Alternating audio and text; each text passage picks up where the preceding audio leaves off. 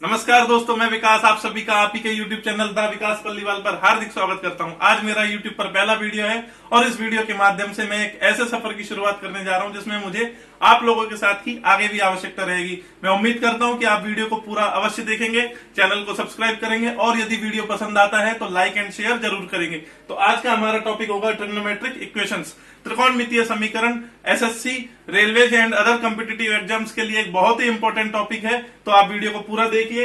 इस वीडियो को हम 3 पार्ट्स में पढ़ेंगे। पहला पार्ट होगा हमारा चतुर्थांशों में कोणों की स्थिति ज्ञात करना। सेकंड पार्ट में हम समझेंगे कि त्रिकोणमितीय अनुपातों को परस्पर कैसे परिवर्तित किया जाता है। और third and most important part जो होगा वो होगा क्वेश्चंस एंड देयर सॉल्यूशंस। तो आइए आगे बढ़ते हैं। हाँ तो दोस्तों, त्रिकोणमितीय समीकरणों को समझने के लिए हम वीडियो के फर्स्ट सेक्शन की शुरुआत करते हैं। चतुर्थांशों में कोणों की स्थिति ज्ञात करना, finding position of angles in quadrants. तो पहले हम समझते हैं कि चतुर्थांश क्या होते हैं। जब किसी भी समतल को 4 बराबर भागों में बांटा जाता है तो हमें 4 चतुर्थांश प्राप्त होते हैं। आप देख सकते हैं first, second, third and fourth. ये रेखा एक्स अक्ष होगी तथा ये रेखा वाई अक्ष होगी। एक्स अक्ष और वाई अक्ष का प्रतिच्छेद बिंदु मूल बिंदु कहलाता है तथा एक्स अक्ष और वाई अक्ष के बीच में बना कोण 90 डिग्री का होता है। आप देख सकते हैं मैंने एक्स अक्ष और वाई अक्ष पर बनने वाले विभिन्न कोणों की स्थिति को आपको चित्र में दिखाया है। 0 डिग्री, 90 डिग्री, 180 डिग्री, 270 डिग्री और एक चक्कर पूरा काट के आते हैं तो हमें वापस 360 डिग्री का कोण प्राप्त होता है। यानी यहां से यहां घूमकर आने में हम वापस 360 डिग्री पर आ जाएंगे। आगे इस चित्र में आप गौर से देखें तो 0 डिग्री, 360 डिग्री, 720 डिग्री अर्थात एक्स अक्ष पर बने ये सभी कोण 90 डिग्री के समगुणज हैं। 90 into 0, 90 into 4, 90 into 8, 90 into 2, 90 into 6, 90 into 10 और इसी प्रकार तथा वाई अक्ष पर बने ये सभी कोण 90, 450, 810 तथा 270, 630 और 990 ये 90 डिग्री के विषम गुणज है। 90 गुणा 1, 90 गुणा 5, 90 गुणा 9, 90 गुणा 3, 90 गुणा 7, 90 गुणा 11। आप इस फिगर को गौर से देख लीजिए क्योंकि हमें त्रिकोणमितीय समीकरणों को समझने में इसकी बहुत आवश्यकता पड़ेगी। आगे हम बढ़ते हैं और समझते हैं कि कोणों का मापन 2 प्रकार से किया जाता है, एंटी क्लॉकवाइज डायरेक्शन में तथा क्लॉकवाइज डायरेक्शन में। एंटी क्लॉकवाइज डायरेक्शन अर्थात वामावर्त दिशा में मापे गए सभी कोण धनात्मक होते हैं तथा दक्षिणावर्त दिशा में मापे गए सभी कोण ऋणात्मक होते हैं। आगे आपके लिए मैंने 2 एग्जांपल लिए हैं जिससे हम कोणों की स्थिति को समझने का प्रयास करते हैं। 40 डिग्री तथा 200 डिग्री। आइए इन्हें समझते हैं। 40 डिग्री का कोण 0 डिग्री के बाद तथा 90 डिग्री से पहले फर्स्ट क्वाड्रेंट में आता है। यदि यहां से हम 360 डिग्री आगे बढ़कर वापस आएंगे तो हमें 400 डिग्री का कोण प्राप्त होगा जो कि 40 डिग्री के ही इक्वल होता है। यदि हम और 360 डिग्री आगे बढ़ते हैं तो हमें 760 डिग्री का कोण प्राप्त होगा। इस प्रकार हम आगे और इक्वल एंगल्स प्राप्त कर सकते हैं 360 डिग्री आगे बढ़कर। अगला एग्जांपल है 200 डिग्री का। 200 डिग्री का कोण 180 डिग्री के बाद तथा 270 डिग्री से पहले थर्ड क्वाड्रेंट में आता है। यदि यहां से हम और 360 डिग्री आगे बढ़कर वापस आते हैं तो हमें 560 डिग्री का कोण प्राप्त होता है जो कि 200 डिग्री के ही इक्वल होगा। यदि और 360 डिग्री आगे बढ़ते हैं तो हमें 920 डिग्री का एंगल प्राप्त होगा। इस प्रकार हम आगे 360 डिग्री बढ़कर इक्वल एंगल्स प्राप्त कर सकते हैं। तो दोस्तों, त्रिकोणमितीय समीकरणों को समझने के लिए हम वीडियो के सेकंड सेक्शन की शुरुआत करते हैं, त्रिकोणमितीय अनुपातों का परस्पर परिवर्तन। इसे समझने के लिए हमें 3 चीजों की आवश्यकता पड़ेगी। चतुर्थांशों में कोणों की स्थिति ज्ञात करना, जिसे अभी हमने थोड़ी देर पहले समझा है। सेकंड चीज है कोणों का 90 डिग्री के गुणज के सापेक्ष आवश्यकता अनुसार परिवर्तन करना। इसे समझाने के लिए मैंने 2 एग्जांपल्स लिए हैं, 40 डिग्री और 120 डिग्री। 40 डिग्री को 0 + 40 या 90 - 50 या 540 - 500 या आवश्यकता अनुसार कुछ भी लिखा जा सकता है। इसी प्रकार 120 डिग्री को 90 + 30, 180 - 60 या 270 - 150 या 90 डिग्री के गुणज में प्लस माइनस थीटा करके आवश्यकता अनुसार कुछ और लिखा जा सकता है। यदि हमने टुकड़े इस प्रकार किए हैं कि टुकड़े 90 डिग्री के समगुणज प्लस माइनस थीटा के रूप में है तो त्रिकोणमितीय अनुपात में कोई परिवर्तन नहीं होता है। लेकिन यदि टुकड़े इस प्रकार हुए हैं कि 90 डिग्री के विषम गुणज में प्लस माइनस थीटा किया है यानी कुछ जोड़ा है या कुछ घटाया है तो हमारे त्रिकोणमितीय अनुपात परस्पर परिवर्तित हो जाते हैं। साइन बदल जाता है कॉस में और कॉस बदल जाता है साइन में। टेन बदलता है कॉट में, कॉट बदलता है टेन में और सेक बदलता है कॉसेक में और कॉसेक बदलता है सेक में। तो 90 डिग्री के गुणज के सापेक्ष टुकड़े करने के बाद कोणों की स्थिति क्या होती है इसे समझने के लिए ये चित्र बनाया है, इसे समझते हैं। यदि 0 डिग्री में कुछ प्लस किया है तो हम फर्स्ट क्वाड्रेंट में आ जाएंगे और 90 में अगर हम माइनस करते हैं तो फर्स्ट में, 90 में प्लस करते हैं तो सेकंड में आ जाएंगे। इसी प्रकार 180 में माइनस करते हैं तो हम सेकंड में आ जाएंगे और 180 में प्लस करते हैं तो थर्ड में आ जाएंगे। इसी प्रकार आप देख सकते हैं कि 270, 360, 450 आगे भी ये चक्र इसी प्रकार चलता रहेगा। आगे हमें जो समझना है कि किस चतुर्थांश में कौन सा त्रिकोणमितीय अनुपात धनात्मक होता है तथा किसमें ऋणात्मक होता है। इसे समझाने के लिए ये चित्र बनाया है, इसे समझने की कोशिश करते हैं। फर्स्ट क्वाड्रेंट में सारे त्रिकोणमितीय अनुपात धनात्मक होते हैं। सेकंड क्वाड्रेंट में साइन तथा उसका उल्टा कॉसेक धनात्मक होते हैं, बाकी सारे नेगेटिव होते हैं। थर्ड क्वाड्रेंट में tan और उसका उल्टा cot धनात्मक होते हैं, बाकी सारे त्रिकोणमितीय अनुपात ऋणात्मक होते हैं, तथा फोर्थ क्वाड्रेंट में cos तथा उसका उल्टा sec धनात्मक होते हैं, बाकी सारे ऋणात्मक होते हैं। इसे समझने के लिए मैंने 3 एग्जांपल्स दिए, उन्हें समझने की कोशिश करते हैं। पहला एग्जांपल है tan थीटा इक्वल टू -4। यह आपसे कहता है कि थीटा के किस मान के लिए tan जो है ऋणात्मक होगा। तो हमें पता है कि tan थीटा सेकंड क्वाड्रेंट और फोर्थ क्वाड्रेंट में ऋणात्मक होता है, तो ये थीटा सेकंड क्वाड्रेंट में या फोर्थ क्वाड्रेंट में होगा। सेकंड एग्जांपल है sec थीटा इक्वल टू +4। ये आपसे कहता है कि थीटा के किस मान के लिए sec की वैल्यू धनात्मक होगी। तो हम जानते हैं कि sec थीटा की वैल्यू प्रथम चतुर्थांश तथा चतुर्थ में धनात्मक होती है, तो यह थीटा पहले में या चौथे में पड़ेगा। आगे तीसरा एग्जांपल है sin 4 theta equal to -half. यह आपसे कहता है कि 4 थीटा के किस मान के लिए sin का मान ऋणात्मक होगा। तो हम जानते हैं कि sin थीटा हमारा थर्ड क्वाड्रेंट और फोर्थ क्वाड्रेंट में ऋणात्मक होता है, अतः 4 थीटा की वैल्यू फोर्थ क्वाड्रेंट या थर्ड क्वाड्रेंट में से ही होगी। आगे देखते हैं। हाँ तो दोस्तों, त्रिकोणमितीय समीकरणों को समझने के लिए जो बेसिक एलिमेंट्री नॉलेज की आपको जरूरत है वो मैंने वीडियो के पहले दोनों सेक्शंस में आपको दे दी है। अब हम वीडियो के थर्ड सेक्शन पर आते हैं, जिसमें हम कुछ त्रिकोणमितीय समीकरणों के सवाल हल करेंगे। मैं चाहूंगा कि पहले आप इस वीडियो को पॉज करके इन क्वेश्चंस को एक पेपर पे नोट कर लें और फिर आप वीडियो को प्ले करें। तो पहले ये चारों क्वेश्चन मैं आपको एक एक करके धीरे धीरे कराऊंगा और ये चारों क्वेश्चन आपके होमवर्क है। अगर इनमें आपको कोई समस्या आती है तो आप मुझे कमेंट में जरूर लिखेंगे, वहां मैं आपको इनका हल जरूर बताऊंगा। तो अब हम आगे बढ़ते हैं और एक एक करके इन चारों क्वेश्चन को हल करने का प्रयास करते हैं। दोस्तों शुरुआत करते हैं पहले क्वेश्चन की। पहला क्वेश्चन है cos 4 theta equal to +half. हमें थीटा का मान ज्ञात करना है। 0 डिग्री से 180 डिग्री के बीच में थीटा के कितने मान संभव है। तो शुरुआत करते हैं। इस क्वेश्चन को मैं इस प्रकार लिख रहा हूं कि cos 4 theta equal two plus cos 60 degree.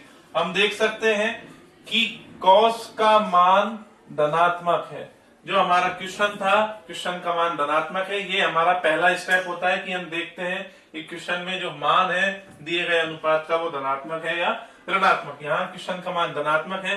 Second step में हम देखते हैं कि इस धनात्मक मान के लिए cos कौन कौन से क्वाड्रेंट में हो सकता है। तो cos धनात्मक हमारा पहले चतुर्थांश में होता है तथा चौथे चतुर्थांश में होता है। अब थर्ड स्टेप होता है कि हम पता करें कि त्रिकोणमितीय अनुपात का परिवर्तन हुआ है या नहीं हुआ है। यहाँ हम देख सकते हैं कि cos में ही है, यानी त्रिकोणमितीय अनुपात का परिवर्तन नहीं हुआ है। इसका मतलब ये है कि 90 डिग्री के समगुणज में कुछ प्लस करके या कुछ माइनस करके हम पहले और चौथे चतुर्थांश में पहुंच सकते हैं। तो 90 डिग्री के समगुणज आपके एक्स अक्ष पर होते हैं। मैंने चित्र में आपको दिखाए गए हैं कि 90 डिग्री के समगुणज आपके सामने दिए हुए हैं। तो अब चौथा स्टेप जो है वो हमें है कि निर्धारित चतुर्थांश के अकॉर्डिंग हम पहले और चौथे चतुर्थांश में किस प्रकार पहुंच सकते हैं। तो पहले और चौथे चतुर्थांश में पहुंचने के लिए हम 0 डिग्री में कुछ प्लस करें, 360 डिग्री में कुछ प्लस करें या 720 डिग्री में कुछ प्लस करें, या 0 डिग्री में कुछ माइनस करें, 360 डिग्री में कुछ माइनस करें या 720 डिग्री में कुछ माइनस करें। तो देखते हैं कि क्या क्या वैल्यूज पॉसिबल हो सकती है। यदि मैं आपसे बोलूं कि मैं 4 थीटा को 0 प्लस 60 डिग्री लिखना चाहता हूं, अगला मैं 4 थीटा को 360 प्लस 60 लिखना चाहता हूं। 4 थीटा को मैं 720 प्लस 60 लिखना चाहता हूं।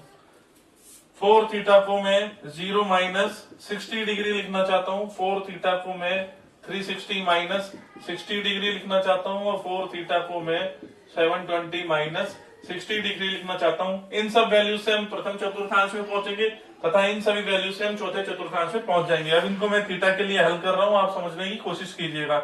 यहां से थीटा की वैल्यू प्राप्त होती है 15 डिग्री, यहां से थीटा की वैल्यू प्राप्त होती है 36 से 42 420। तो हम भाग लगाते हैं तो हमारे पास ये आता है 105 डिग्री। यहां से थीटा की वैल्यू हमें प्राप्त होगी 4 theta equal to 780 degree. Theta equal to 4 का भाग लगाते हैं तो 195 डिग्री, जो कि आपका दी गई रेंज से बाहर हो जाता है, 0 से 180 डिग्री से बाहर हो जाता है। थीटा का ये मान संभव नहीं होगा। इसको चेक करते हैं। यहां से थीटा की वैल्यू आती है -15 डिग्री, जो कि आपका दी गई रेंज से बाहर हो जाता है, अतः थीटा का ये वैल्यू भी संभव नहीं होगा। यहां से देखते हैं कि 4 थीटा इक्वल टू आता है 300 डिग्री। यहां से थीटा की वैल्यू 75 डिग्री आती है, अतः ये मान संभव हो सकता है। यहां चेक करते हैं, यहाँ 4 थीटा इक्वल टू आता है आपका 660 डिग्री। जब थीटा का मान हम ज्ञात करते हैं तो वह प्राप्त होता है 660/4, भाग लगाने पर आपको 165 डिग्री प्राप्त होता है। हम देख सकते हैं कि इस क्वेश्चन में थीटा के संभव मान 4 है, 1 2 3 और 4, तो इस क्वेश्चन का आंसर होगा 4। हेलो दोस्तों, तो शुरुआत करते हैं सेकंड क्वेश्चन की। सेकंड क्वेश्चन है cos 4 theta equal to -half. इस क्वेश्चन को आपने जरूर बहुत सारी टेस्ट सीरीज में तथा एसएससी के एग्जाम में जरूर देखा होगा। इस क्वेश्चन को इस प्रकार भी पूछा जा सकता था कि 2 cos 4 theta plus 1 equal to 0 है, तो थीटा के मान क्या क्या हो सकते हैं दी गई रेंज में। ये रेंज कुछ भी हो सकती है। तो फिलहाल हम इस क्वेश्चन को करते हैं और स्टार्ट करते हैं। तो cos 4 theta equal to -half है, तो हमारा पहला स्टेप होता है कि हम पता करें कि दिए गए प्रश्न में त्रिकोणमितीय अनुपात का चिन्ह क्या है। यहां हम देख सकते हैं कि cos 4 थीटा का मान ऋणात्मक है, तो cos 4 थीटा ऋणात्मक है, तो ये हमारा सेकंड स्टेप होता है कि किस किस चतुर्थांश में cos ऋणात्मक होता है। तो cos का मान सेकंड क्वाड्रेंट में तथा थर्ड क्वाड्रेंट में ऋणात्मक होता है। थर्ड स्टेप हमारा होता है कि हमें देखना होता है कि त्रिकोणमितीय अनुपात परिवर्तित हुआ है या नहीं हुआ। तो इसको अगर मैं इस प्रकार लिखूं cos 4 theta equal to minus cos 60 degree, तो हम देख सकते हैं कि cos जो है वो अभी cos में ही है, अर्थात त्रिकोणमितीय अनुपात में कोई परिवर्तन नहीं हुआ है। तो त्रिकोणमितीय अनुपात में परिवर्तन नहीं हुआ है, तो हम दिए गए निर्धारित किए गए चतुर्थांशों में x अक्ष के सापेक्ष अर्थात 90 डिग्री के समगुणज के सापेक्ष या तो इधर आएंगे या इधर आएंगे। तो वो किस प्रकार आएंगे उन्हें समझने की कोशिश करते हैं। तो यहाँ 180 डिग्री से सेकंड क्वाड्रेंट में पहुंचने के लिए हमें इसमें कुछ घटाना होगा तथा थर्ड में आने के लिए कुछ जोड़ना होगा। 540 डिग्री से कुछ घटाने पर हम सेकंड क्वाड्रेंट में आ जाएंगे तथा कुछ जोड़ेंगे तो थर्ड क्वाड्रेंट में आ जाएंगे। इसी प्रकार 900 डिग्री में कुछ घटाएंगे तो हम सेकंड में आ जाएंगे तथा कुछ जोड़ेंगे तो थर्ड में आ जाएंगे। यहां हम देख सकते हैं कि हमें ज्ञात करना है कि 4 थीटा और 60 डिग्री में क्या संबंध है। तो 4 थीटा और 60 डिग्री में संबंध को इस प्रकार लिख सकते हैं कि यदि मैं कहूं 4 theta equal to 180 degree minus 60 degree और 4 theta equal to 180 degree plus 60 degree, या 4 theta equal to 540 minus 60 degree, या 4 theta equal to 540 plus 60 degree, या 4 theta equal to 900 minus 60 degree, या 4 theta equal to 900 plus 60 degree. ये सारे जो कोण हैं ये आपके सेकंड क्वाड्रेंट में आ चुके हैं और ये सारे कोण थर्ड क्वाड्रेंट में आ गए। तो 4 थीटा की स्थिति सेकंड क्वाड्रेंट में और थर्ड क्वाड्रेंट में यहां हमने देखी है। तो हम भिन्न भिन्न थीटा के मान ज्ञात करते हैं। थीटा इक्वल टू यहां से आता है 4 थीटा इक्वल टू 120 डिग्री, तो थीटा बराबर 30 डिग्री, ये दी गई रेंज में है, तो ये हमारा एक हल होगा। यहां से ज्ञात करते हैं 4 थीटा इक्वल टू कितना आता है आपका 480 डिग्री, तो यहां से थीटा का मान आपका आ जाता है 120 डिग्री, ये दी गई रेंज में है, तो ये भी हमारा थीटा का एक हल होगा। यहां से ज्ञात करते हैं थीटा का मान, तो यहां से थीटा का मान आता है 4 थीटा इक्वल टू 240, तो थीटा इक्वल टू आता है 60 डिग्री।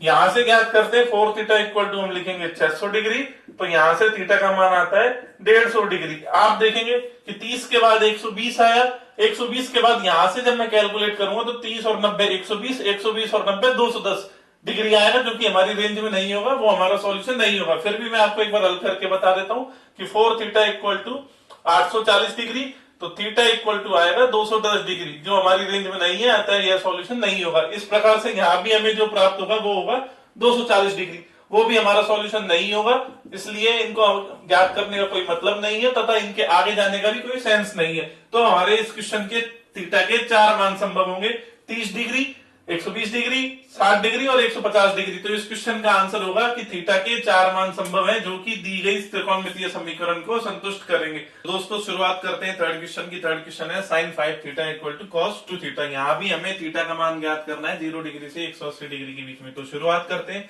पहला स्टेप हमारा होता है कि त्रिकोणमितीय अनुपात का चिन्ह निर्धारित करना। यहाँ हम देख सकते हैं कि sin 5 थीटा का मान cos 2 थीटा है, यहाँ इसका चिन्ह धनात्मक है। हम कह सकते हैं कि साइन धनात्मक है और उसका मान cos 2 थीटा है। हमें पता करना है कि 5 थीटा और 2 थीटा आपस में किस प्रकार संबंधित हो सकते हैं। तो पहले हम चिन्ह निर्धारित कर चुके हैं, तो हम चतुर्थांश बता सकते हैं कि साइन हमारा फर्स्ट क्वाड्रेंट में तथा सेकंड क्वाड्रेंट में धनात्मक होता है। हम पहले 2 स्टेप कर चुके हैं, चिन्ह निर्धारित कर चुके हैं तथा हम चतुर्थांशों की स्थिति निर्धारित कर चुके हैं कि 5 थीटा किस क्वाड्रेंट में पड़ेगा। थर्ड स्टेप होता है कि हमें चेक करना होता है कि हमारा त्रिकोणमितीय अनुपात परिवर्तित हुआ है या नहीं हुआ। यहाँ हम देख सकते हैं कि साइन जो है वह कॉस में परिवर्तित हो गया है, अतः साइन कॉस में परिवर्तित हुआ है तो 5 थीटा और 2 थीटा आपस में 90 डिग्री के किसी विषम गुणज प्लस माइनस अल्फा के रूप में आप संबंधित होंगे। तो यहां हम कह सकते हैं कि 90 डिग्री से हम फर्स्ट क्वाड्रेंट पे पहुंचने के लिए हमें 90 डिग्री में कुछ घटाना पड़ेगा तथा सेकंड में आने के लिए 90 डिग्री में कुछ जोड़ना पड़ेगा। यदि हम अल्फा घटाएं 90 degree plus minus alpha, 90 degree plus alpha, 450 minus alpha और 450 प्लस अल्फा, 810 माइनस अल्फा और 810 प्लस अल्फा। इसी प्रकार 1170 माइनस अल्फा और 1170 प्लस अल्फा हो जाएगा। यहाँ अल्फा जो है वो 2 थीटा के इक्वल है। ये मैंने आपको समझाने के लिए लिया है कि अल्फा हमारा वो कोण होता है जिसे कि हम घटा रहे हैं या बढ़ा रहे हैं। यहाँ हम 5 थीटा और 2 थीटा में संबंध लिखने की तो अब देखिए इसे आप कि अगर मैं बोलूं 5 थीटा जो है वो 90 माइनस 2 थीटा के इक्वल है, तो यहां से हम कह सकते हैं 7 theta equal to 90 degree. 7 theta equal to 90 degree. अगला जो मान है वो होगा, इसमें 360 डिग्री जोड़ देते हैं आप तो आपको मिलता है 450 डिग्री, जो मैंने वहां लिखा हुआ है। अगला मान जो है वो होगा 810 डिग्री। अगला मान जो है वो होगा 1170 डिग्री।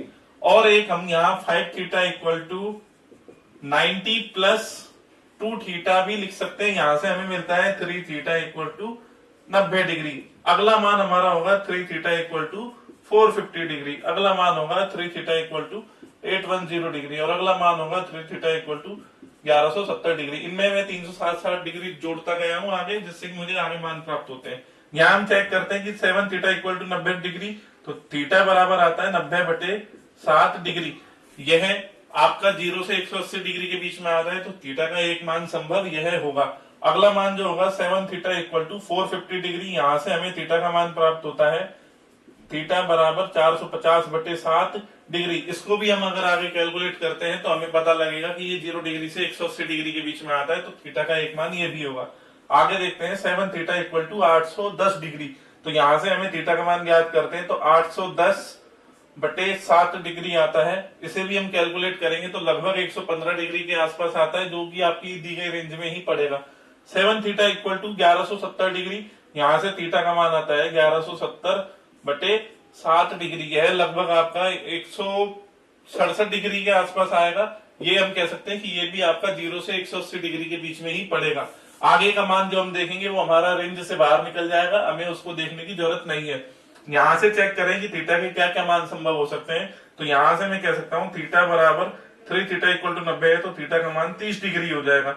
अगला मान होगा 3 थीटा बराबर 450 डिग्री, तो थीटा बराबर 150 डिग्री आ गया। अगला मान चेक करते हैं 3 थीटा इक्वल टू 810 डिग्री। यहां से चेक करते हैं तो थीटा का मान आता है 270 डिग्री, जो कि हमारी रेंज से बाहर हो गया। आगे हमें चेक करने की जरूरत नहीं है। हम देख सकते हैं हमें क्वेश्चन में थीटा के 6 मान प्राप्त हो रहे हैं, जिसके लिए यह समीकरण sin 5 theta equal to cos 2 theta संतुष्ट होती है। पहला, दूसरा, तीसरा, चौथा, पांचवा और छठा। तो इस क्वेश्चन का आंसर 6 होगा, क्योंकि हमें दी गई रेंज में थीटा के 6 मान प्राप्त हुए, तो इसका आंसर 6। दोस्तों स्टार्ट करते हैं चौथा क्वेश्चन। चौथा क्वेश्चन है cot 3 theta plus tan theta equal to 0। यहाँ भी हमें थीटा का मान ज्ञात करना है 0 डिग्री से 180 डिग्री के बीच में कि थीटा के कितने मान संभव है। देखते हैं, इसे हम इस प्रकार लिख सकते हैं cot 3 theta equal to minus tan theta. अब हम कह सकते हैं कि cot का मान ऋणात्मक है और पूरा मान ये है। cot का मान यहाँ पे ऋणात्मक है। यदि cot थीटा आपका ऋणात्मक है, यदि cot आपका ऋणात्मक है तो cot आपका या तो सेकंड क्वाड्रेंट में होता है या फिर आपका फोर्थ क्वाड्रेंट में होता है। अब गौर करने वाली बात यह है कि आपको देखना है कि त्रिकोणमितीय अनुपात परिवर्तित हुआ है या नहीं हुआ। यहां हम देख सकते हैं कि cot tan में परिवर्तित हुआ है। अतः हमें सेकंड क्वाड्रेंट और फोर्थ क्वाड्रेंट में पहुंचने के लिए 90 डिग्री के किसी विषम गुणज के सापेक्ष इस परिवर्तन को समझना होगा। अब हमें या तो इधर से कुछ घटाकर यहाँ इधर कुछ जोड़कर इधर आना पड़ेगा या फिर इधर कुछ जोड़कर फोर्थ में आना पड़ेगा। तो हम यहाँ पे किस प्रकार आ सकते हैं, यदि मैं 90 डिग्री में अल्फा जोड़ दूं या 270 डिग्री में अल्फा जोड़ दूं तो मैं फोर्थ क्वाड्रेंट में आ गया, या मैं 450 डिग्री में अल्फा जोड़ दूं या मैं इसमें 630 डिग्री में अल्फा जोड़ दूं, या मैं इसमें 810 डिग्री में अल्फा जोड़ दूं या मैं इसमें अभी देख लेंगे, जरूरत पड़ेगी तो उसी के अकॉर्डिंग इसको हम आगे लेंगे। तो एक बार कोशिश करते हैं। अब हम लिख सकते हैं कि 3 थीटा जो है वो इस थीटा के इस प्रकार कैसे इक्वल होगा समझने की कोशिश करते हैं। 3 theta equal to 90 plus theta, या 3 theta equal to 450 plus theta, या 3 theta equal to 270 plus theta, या 3 theta equal to 630 plus theta. आपको देखने की जरूरत है कि 3 थीटा में से थीटा गया तो 2 थीटा आता है, और थीटा की वैल्यू यहां से हमें प्राप्त हो जाएगी 45 डिग्री, जो कि हमारा एक सॉल्यूशन होगा। यहां देखते हैं कि 2 थीटा इक्वल टू आता है 450 डिग्री, और यहां से यदि थीटा निकाल दें तो वो 225 डिग्री आता है, जो कि हमारी रेंज से बाहर हो जाता है, अतः ये वैल्यू हमारा आंसर नहीं होगी। इधर देखते हैं, यहां से 2 थीटा इक्वल आता है आपका 270 डिग्री के, और थीटा की वैल्यू यहां से कैलकुलेट करने पर आपको प्राप्त होती है 135 डिग्री, जो कि आपका दी गई रेंज में आएगा। अतः हम कह सकते हैं कि आपको इसमें केवल 2 ही सॉल्यूशन प्राप्त होंगे, 135 डिग्री और 45 डिग्री। हाँ तो दोस्तों, आज की हमारी ये वीडियो यही समाप्त होती है। इसी के साथ मैं आपको बताना चाहता हूँ कि ट्रिग्नोमेट्रिक इक्वेशन जो टॉपिक मैंने आपको पढ़ाया है, this is not an easy topic. 15 से 20 क्लास त्रिकोणमिति की लेने के बाद इस टॉपिक को पढ़ा जाता है, लेकिन जनरली क्लास में भी इसको स्किप कर दिया जाता है। तो जैसा कि आज मेरा यूट्यूब पर पहला वीडियो था, मैंने कोशिश की कि कुछ अलग पढ़ाया जाए, और मैं उम्मीद करता हूँ कि आपको वीडियो जरूर पसंद आई होगी।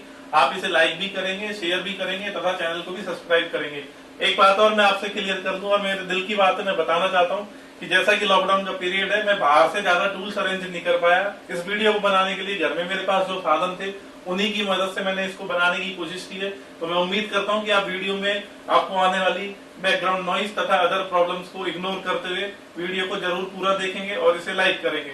एक चीज और मैं आपसे बता दूं कि अगर आप और मैं इसी तरीके से आगे जुड़े हुए रहते हैं तो मैं आप लोगों के लिए रोज नई वीडियो लेकर आऊंगा, जहां तक मुझ पे बन पड़ेगा। और अगला टॉपिक भी जो मेरा होगा वो होगा ऊंचाई और दूरी के 10 सबसे कठिन भाषाई प्रश्न। मैं कोशिश करूंगा कि मैं उन सभी प्रश्नों को लूं जो कि आप लोग देखकर छोड़ देते हैं। तो मैं उन सभी प्रश्नों को इस वीडियो में कवर करूंगा और जल्दी से जल्दी आप लोगों के सामने फिर से आऊंगा। धन्यवाद, थैंक यू।